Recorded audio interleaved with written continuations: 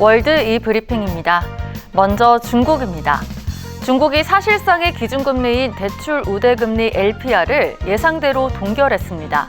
중국 중앙은행인 인민은행은 주택담보대출 기준이 되는 5년물 LPR을 3.85%로 일반 대출 기준 역할을 하는 1년물 LPR을 3.35%로 각각 동결했습니다. 로이터 통신이 전문가 37명을 대상으로 조사한 결과에서도 모든 응답자가 동결을 예상했는데요. 앞서 인민은행은 지난달에 유동성 공급을 위해 5년물 LPR과 1년물 LPR을 각각 0.1%포인트씩 5개월 만에 낮춘 바 있습니다. 이번 금리 인하 속도 조절은 은행들의 수익성이 악화하는 가운데 당국이 금융기관의 건전성에 초점을 맞췄기 때문으로 풀이되는데요. 블룸버그는 미국이 다음 달 기준금리 인하에 나서면 인민은행이 통화 정책을 완화할 여지가 생길 것으로 분석했습니다. 미국입니다.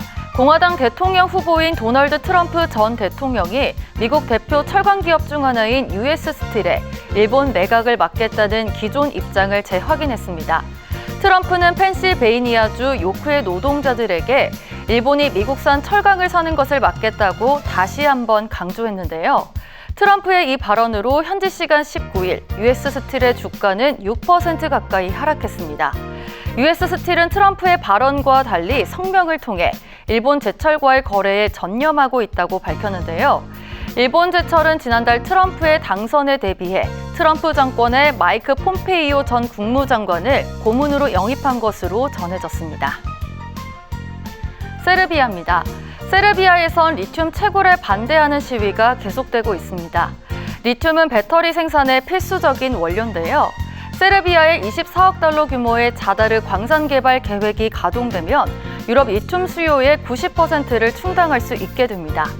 하지만 국민들과 환경단체들의 계속되는 반대는 꺾이지 않고 있습니다. 리튬 채굴과 정년 과정에서 환경오염 발생 우려가 크기 때문인데요.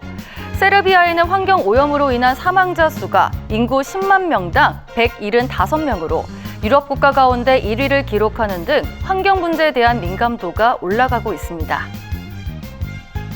끝으로 미국입니다. 미국 캘리포니아주에서 열리는 2024 몬터레이 카 위크에서 세계에서 가장 비싼 최신 슈퍼카들이 공개됐습니다. 몬터레이 카 위크는 미국 캘리포니아주 몬터레이시에서 매년 8월에 개최되는 자동차 축제로 전 세계 자동차 애호가들이 기대하는 행사인데요. 세계에서 가장 독점적이고 비싼 자동차들이 대거 공개되는 자리이기 때문입니다. 특히 이번 행사엔 람보르기니의 920마력 스포츠카 테메라 리오와 마세라티의 GT2 스트라달레 같은 스포츠카들이 최초로 공개됐는데요. 이곳에 전시되는 대부분의 슈퍼카들은 가격이 100만 달러가 넘고 가장 비싼 모델들은 최대 500만 달러에 달한다고 합니다. 지금까지 월드 이 브리핑이었습니다.